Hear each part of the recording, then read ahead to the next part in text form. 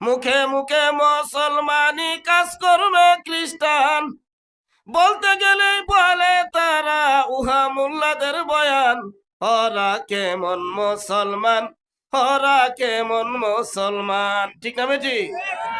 বলবো মুখে মুখে মুসলমানি কাজ করবে খ্রিস্টান, বলতে গেলে বলে তারা উহা মোল্লাদের বয়ান। ওরা কেমন মুসলমান, ওরা কেমন মুসলমান। দেখো কত সভ্য মানুষ সমাজেতে বাস করে, মুখের সিস্টেম বিড়ালের নেই, মুসরাকে লম্বা করে, ঠিক না বেটে? আছে না নাই? দেখো কত সভ্য মানুষ সমাজেতে বাস করে, মুখের সিস্টেম বিড়ালের নেই, মুসরাকে লম্বা করে। তারা কোরআন হাদিস ছেড়ে দিয়ে, কোরআন হাদিস ছেড়ে দিয়ে গাই বিয়ার গান। ওরা কেমন মুসলমান, ওরা কেমন মুসলমান। মুখে মুখে মুসলমানি কাজ করবে খ্রিস্টান, বলতে গেলেই বলে তারা উহা মোল্লাদের বয়ান। ওরা কেমন মুসলমান, ওরা কেমন মুসলমান। মাথার চুল মহিলার নেই, কত যুবক রয়েছে, ঠিক না বেটি? দাড়ি নাই, মুছ নাই, চুল রাখছে লম্বা করিয়া, আশ্রাইতেছে, মাথায় ক্লিপ ব্যবহার করে, বেল্ট ব্যবহার করে, ঠিক না বেটি? মাথার চুল মহিলার নেই, কত যুবক রয়েছে, হাতের নখ বানরের নেই, লুঙ্গি টাকুর নিচে। তারা কোরআন হাদিস ছেড়ে দিয়ে, কোরআন হাদিস ছেড়ে দিয়ে গাই বিয়ার গান। ওরা কেমন মুসলমান, ওরা কেমন মুসলমান। মুখে মুখে মুসলমানি কাজ করবে খ্রিস্টান, বলতে গেলেই বলে তারা উহা মোল্লাদের বয়ান। ওরা কেমন মুসলমান, ওরা কেমন মুসলমান, ঠিক না ঠিক? দেখো কত বুড়ো মানুষ দুনিয়ার মুহে পড়িয়া, নানান কাজে ব্যস্ত থাকে, নামাজ রোজা চারিয়া, ঠিক না ঠিক? 80 বছর 70 বছর বয়স, এখনো দুনিয়ার ঝামেলায় তারা ছাড়ে নাই। কবরে বারবার ওনাকে ডাকতেছে, আনা বাইতুন তুরাবুন, আমি মাটির ঘর, আসলে আমার কবরে ঈমান নিয়ে আসতে হবে, আমল নিয়ে আসতে হবে, না হয় তোমার কবরে জাহান্নামের আগুন জ্বলে যাবে, ঠিক না বেটি? দেখো কত বুড়ো মানুষ দুনিয়ার মুহে পড়িয়া, নানান কাজে ব্যস্ত থাকে, নামাজ রোজা চারিয়া। কবরের পাশে কারাই আছে, নেই তো পেরেশান। ওরা কেমন মুসলমান, ওরা কেমন মুসলমান। মুখে মুখে মুসলমানি কাজ করবে খ্রিস্টান, বলতে গেলেই বলে তারা উহা মোল্লাদের বয়ান। ওরা কেমন মুসলমান, ওরা কেমন মুসলমান, ঠিক না বেটি? আর ফের যুদ্ধ ইনজেকশনের আমি কই যেতাম না। হাজি সাবার মাদ্রাসা গ্রহী করে তাদের বেশি, আর হজ করি আইছে, মাদ্রাসার সভাপতি হইছে, মসজিদেরও সভাপতি, আর বড় বিশাল বড় এলইডি, ঠিক না বেটি? মাদ্রাসার হাজি সাবার মাদ্রাসা গ্রহী গড়ে তাদের বেশি, আর এসব দেখে মনে করে বর্তমানের নেউমাচার। কোরআন খুলে দেখো তুমি, কোরআন খুলে দেখো তুমি, উহার নাই কোনো বিধান, ঠিক না বেটি? কোরআন খুলে দেখো তুমি, উহার নাই কোনো বিধান। ওরা কেমন মুসলমান, ওরা কেমন মুসলমান। মুখে মুখে মুসলমানি কাজ করবে খ্রিস্টান, বলতে গেলেই বলে তারা উহা মোল্লাদের বয়ান। ওরা কেমন মুসলমান, ওরা কেমন মুসলমান। মুসলমান ভাইরা, শুধু জবান দ্বারা একরার করে কালিমা পড়লাম, স্বীকার করলাম, বিশ্বাস করলাম, মানলাম, কিন্তু আমল বিলার কান যদি আমলের দ্বারাতে তা পরিণত না করেন, ওই কালিমা হিন্দুরাও জানে কি জানে না, মুসলমানও কালিমা জানে, হিন্দু কালিমা জানে, তফাৎ শুধু এতটুক রে ভাই, মুসলমান কালিমা পড়ার কারণে, তার ঈমান আর ইয়াকিন থাকার কারণে অনায়াসে আল্লাহ তাআলা একদিন ওনাকে জাহান্নাম থেকে বাহির করে জান্নাতে দিবে। কিন্তু কাফের হাজারো বার জবানে কালিমা পড়লে ঈমান না থাকার কারণে ওই কালিমায় তাকে জাহান্নাম থেকে বাঁচাইতে পারবে না। উঠাউঠি করবেন না, অল্প সময় ধৈর্য ধরেন। আল্লাহ তাআলা ফরমান, সুবহানাল্লাযী আসরা বিআবদিহি লাইলাম মিনাল মাসজিদিল হারামি ইলাল মাসজিদিল আকসাল্লাযী বারাকনা হাওলাহু লিনুরিয়াহু মিন আয়াতিনা ইন্নাহু হুয়াস সামিউল বাসীর।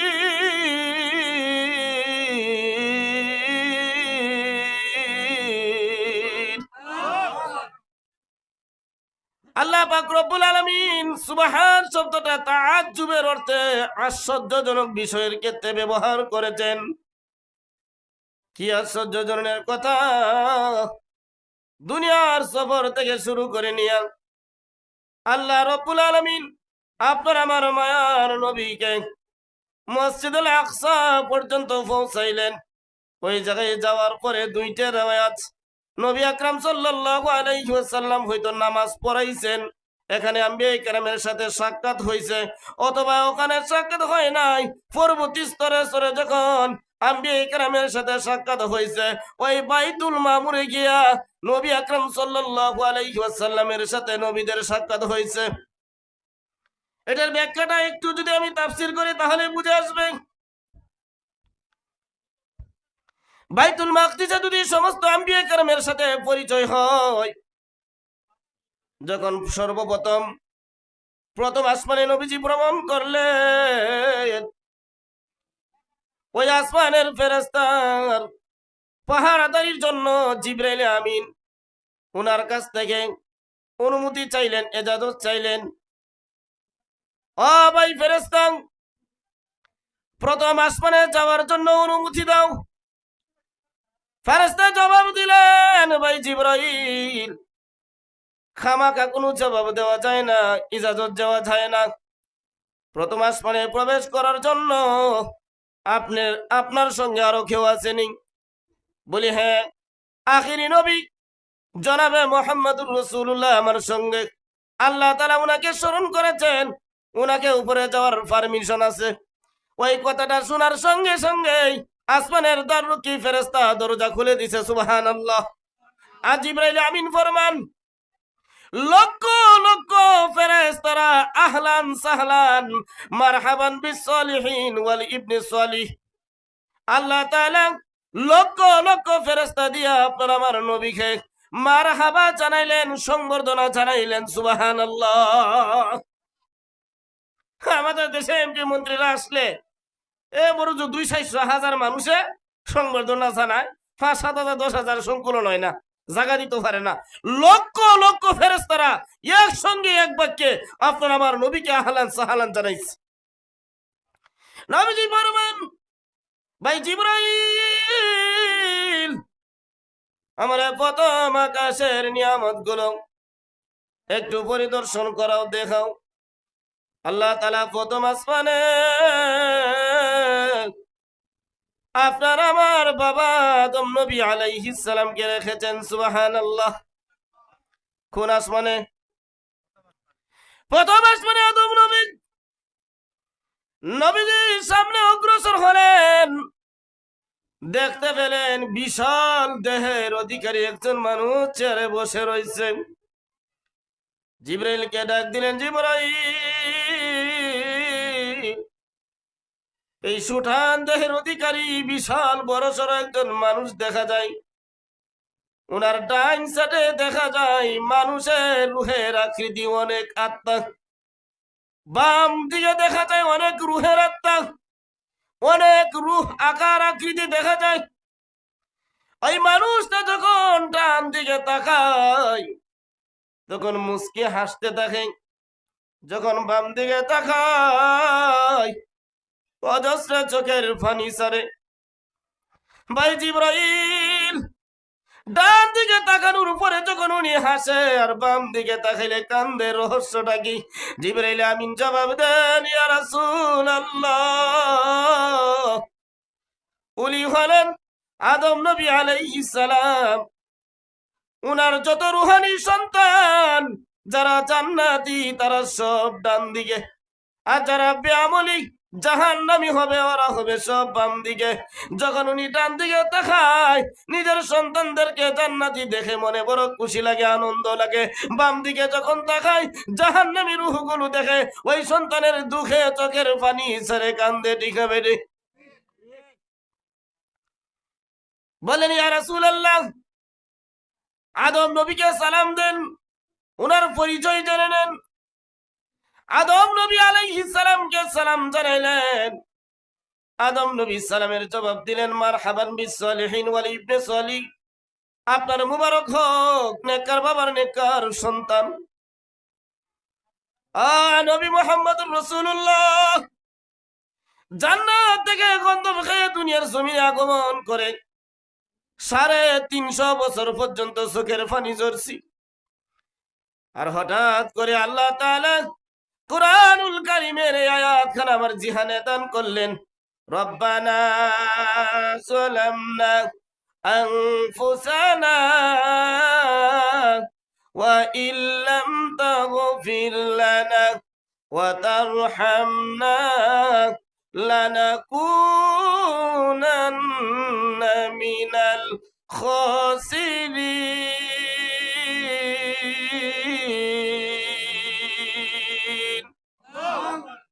আয় আল্লাহ তাআলা, রব্বানা যালামনা আনফুসানা, আমি আমার নফসের উপরে জুলুম অত্যাচার করেছি।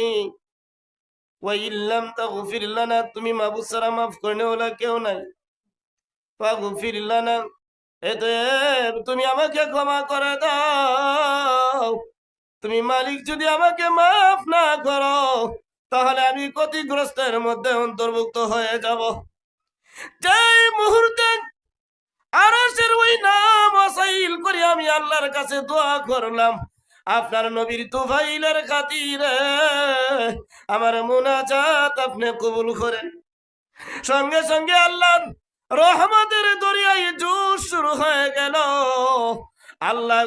আল্লাহ তাআলা সঙ্গে সঙ্গে জবাব দিয়ে দিলেন।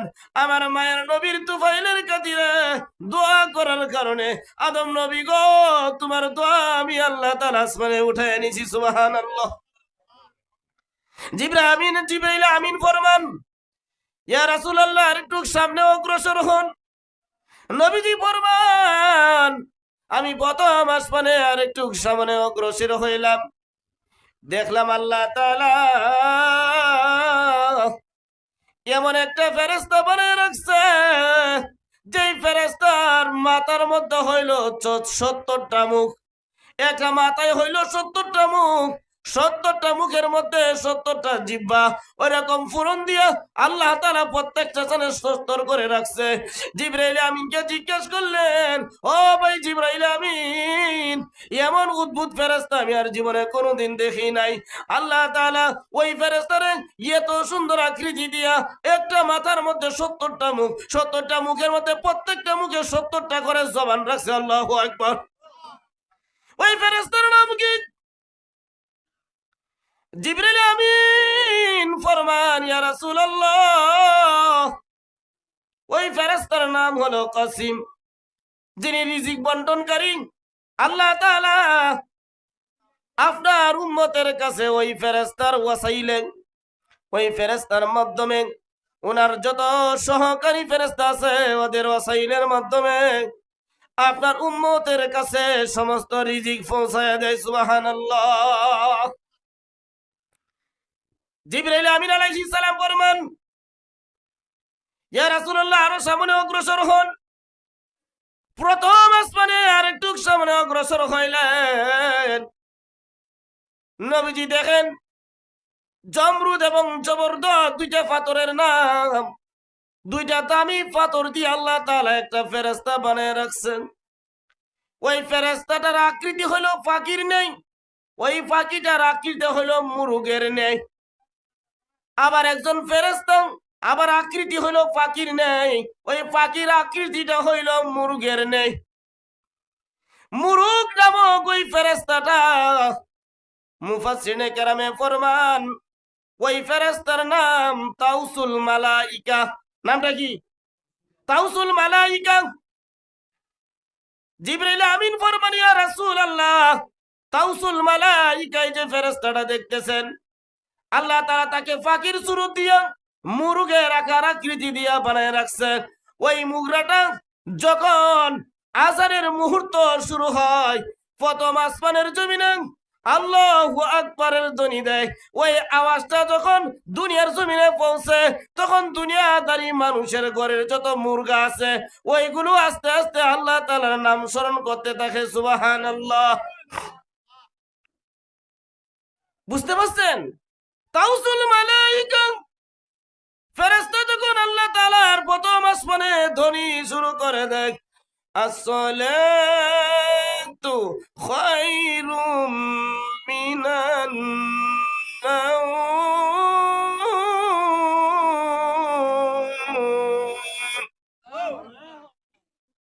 আসসালাতু খায়রুম মিনান নাওম।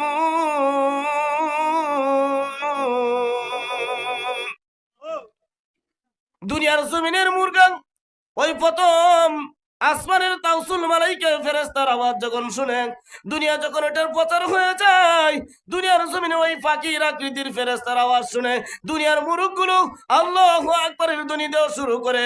এতে মুমিন মুসলমানের ঘুম ভাঙে কি ভাঙে না? জিবরাইল আমিন ফরমান ইয়া রাসূলুল্লাহ, আরো সামনে অগ্রসর হন। এক জায়গায় সব সময় কাটানো যাবে না, চলেন দ্বিতীয় নম্বর আসমানে যাই। অগণিত নিয়ামত আল্লাহ তাআলা ওই জায়গার মধ্যে রাখছে। নবীজি ফরমান, আমি জিবরাইল আমিন আলাইহিস সালামের সঙ্গে 2 নম্বর আসমানে সফর করার জন্য রওনা হয়ে গেছি।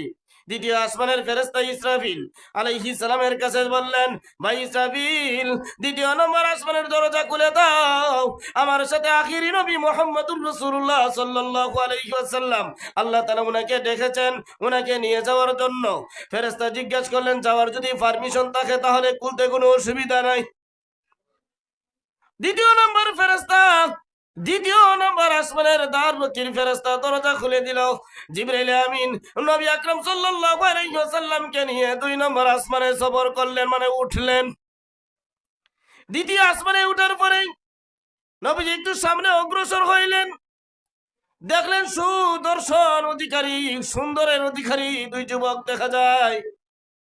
ওই 2 জন মানুষকে দেখে নবীজি বললেন, জিবরাইল, ওই যে দেখা যায় চেয়ারের মাঝে বসা 2 ব্যক্তি, ওই সুটান দেহের অধিকারী, ওরা খারা, ওদের পরিচয় তুমি আমার কাছে একটু বলে দাও। জিবরাইল আমিন ফরমান, ইয়া রাসূলুল্লাহ, ওই 2 চেয়ারে 2 জন মানুষ যে বসা দেখা যায়, একজন হলেন হযরত ঈসা নবী আলাইহিস সালাম, আরেকজন হলো হযরত ইয়াহইয়া আলাইহিস সালাম। ঈসা নবী আলাইহিস সালাম মারিয়ামের গর্ভে জন্ম হয়েছেন, আর ইয়াহইয়া আলাইহিস সালাম হযরত জাকারিয়া নবী আলাইহিস সালামের ছেলে। জিবরাইল আমিন ফরমান, আমি ঈসা নবী আলাইহিস সালামের পরিচয় আমার নবীর কাছে দিতেছি। নবী গো, উনাকে আল্লাহ তাআলা এত ইজ্জত, এত মাহাত্ম্য দান করেছিলেন। উনি যদি খাদা মাটি দিয়ে ফাঁকি বানাইতেন, আর ওই ফাঁকির যদি ফুক দান করতেন, ফাঁকি জীবন্ত হয়ে উড়ে যাইতো, সুবহানাল্লাহ। জন্মন্ধ কুষ্ঠরোগী ওই মানুষগুলো যদি উনার পাশে আসতো, কুষ্ঠরোগীর গায়ে হাত রাখলে ভালো হয়ে যেত। অন্ধ রোগীর চোখে যদি হাত রাখতো, অন্ধ মানুষ ভালো হয়ে যেত। আল্লাহ তাআলা এত সুদর্শনের অধিকারী, এত ইজ্জতের মানুষ ওনাকে বানিয়ে রেখেছিলেন। ওই দুনিয়ার মানুষ যখন তা ঈসা নবী আলাইহিস সালামকে নষ্ট করার জন্য, মারার জন্য যখন ফন্দি করলো, আর উনার ঘরের ভিতরে যখন প্রবেশ করেন, তাকিয়া ইউনুস উনার নাম, বনি ইসরাইলের ওই নবীকে মারার জন্য যখন তারা পরামর্শ করলো, ওই মুহূর্তে আল্লাহ পাক রব্বুল আলামিন ঈসা নবীকে ডাক দিলেন। অকাল ঈসা ইন্নী মুতাওয়াফফিকা ওয়া রাফিউকা ইলাই। আল্লাহ তাআলা বললেন, ইয ক্বালা ঈসা ইন্নী মুতাওয়াফফিকা ওয়া রাফিউকা ইলাইক। স্মরণ করো ওই দিনের কথা, যেদিন আমি আল্লাহ তাআলা ওই দুষ্ট লোকের কবল থেকে তোমাকে তুলে নিয়ে এসেছিলাম। ওয়া মুতাহহিরুকা, এবং আমি আল্লাহ তোমাকে পবিত্রতা দান করেছিলাম। শুধু তাই নয়, কিয়ামত পর্যন্ত তোমার যত অনুসারী হবে, আমি আল্লাহ তাআলা ওই কাফেরদের পক্ষ থেকে তোমার উম্মতগুলোকে আমি জয়ী করে রাখবো। জিবরাইল আমিন ফরমান, ইয়া রাসূলুল্লাহ, ঈসা নবীর পরিচয় আপনি কিছুটা বুঝতে পারলেন। উনি হলেন জাকারিয়া নবীর সন্তান, ওনার নাম ইয়াহইয়া।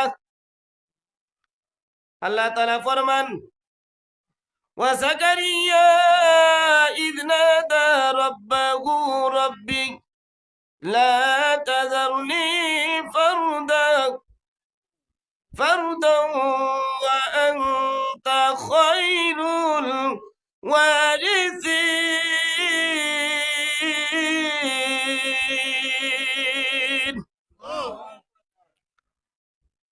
জাকারিয়া নবী আলাইহিস সালামের ছেলে, ইন্না নুবাশশিরুকা বিগুলামিন ইসমুহু ইয়াহইয়া। আল্লাহ তাআলা ইয়াহইয়া নবী আলাইহিস সালামকে দিলেন।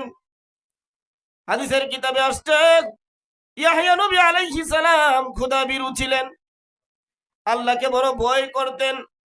মানে শিশু বয়স, বাল্যকালের বয়স, একাকী থাকতেন আর খুব ধ্যান খেয়ালে চলতেন। আল্লাহ তাআলাকে সব সময় দিলে দিলে স্মরণ রাখতেন, এত পরহেজগার ছিলেন। হযরত ইয়াহইয়া আলাইহিস সালাম ফরমান, আমি একদিন আমার মার একটা ঘটনা আমি বলি। আমার মাই চুলার ভিতরে লাকড়ি দিয়ে আগুন ধরাইছে রান্না করার জন্য। আমি খেয়াল করে দেখি আমার মাই ছোট ছোট লাকড়ি গুলো আগে দিছে, তারপরে বড় লাকড়ি গুলো চুলাই দিছে। আমি দেখলাম ছোট লাকড়ি গুলো তাড়াতাড়ি জ্বলে গেল, জ্বলে গিয়া বড় লাকড়ি গুলোর ভিতরে আগুন ধরছে। ঠিক না বেঠিক? আমাদের মা বোনেরা এই কৌশলটা করে, বড় লাকড়ি যদি আগে দিয়া আগুন দেন তাহলে জ্বলবো, ছোট লাকড়ি দিয়া জ্বালাইয়া পরে বড় গুলোরে জ্বালাইতে হয়। ইয়াহইয়া আলাইহিস সালাম ফরমান, আমার মার এই ঘটনাটা আমি খেয়াল করতেছি আর দেখতেছি, ছোট ছোট লাকড়ি দিয়া বড় লাকড়ির আগুন গুরু বারবার ধরাইতেছে, জ্বলতেছে, বারবার ভারাইতেছে। আমি মনে মনে কাঁদতেছি, চোখের পানি অজস্রে পড়তেছে আর কল্পনা করতেছি, না জানি কোনো ভুলের কারণে, কোনো অন্যায়ের কারণে আল্লাহ যদি জাহান্নামে দিয়ে দেয়, তাহলে বাল্যকালের যে মানুষগুলো মারা গেছে, না জানি শিশু সন্তান দিয়ে আল্লাহ জাহান্নাম উদ্বোধন করে দেয়। ওনার কান্নার আওয়াজ শুনে তার মা জিজ্ঞেস করলেন, বাবা, আমার এই রান্নার অবস্থাটা দেখে কেন তোমার চোখে পানি আসতেছে? তুমি তো নিষ্পাপ, তোমার কান্দার তো প্রয়োজন পড়ে না। সন্তানের জবাব দেয়, মা, আমি আপনার রান্নার পজিশন খেয়াল করতেছি। আপনি প্রথমে ছোট লাকড়ি গুলো দিয়া আগুন ধরাইলেন, পরে আবার বড় লাকড়ি গুলো চুলার ভিতরে দিলেন। ছোট লাকড়ির আগুন ধরা, বড় লাকড়ি গুলো জ্বলে গেছে।